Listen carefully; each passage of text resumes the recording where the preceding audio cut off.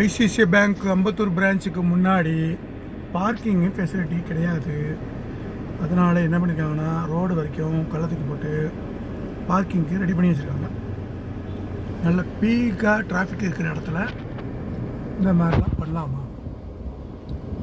ஒரு டவுட்டு தான். பக்கத்துலேயே பெட்ரோல் பங்க்கு,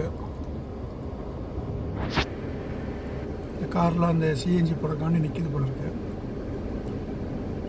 ஸோ இதில் என்ன கண்டிஷனில் இருக்குதுன்னு தெரில. ஏன் இந்த மாதிரி பண்ணுறாங்க? அந்த நோ பார்க்கிங் போர்டு போட்டால் கூட பரவாயில்ல. கல்லை தூக்கி நடு ரோட்டில் வச்சுருக்காங்கன்னா என்ன அறிவுரை பண்ணலாம்? ஒன்று பார்க்கிங் இருக்கிற ஏரியாவில் பேங்க் வச்சுருக்கணும், இல்லை பேங்க்கு முன்னாடி பார்க்கிங் இருக்கிறதுக்கு அரேஞ்ச் பண்ணியிருக்கணும்.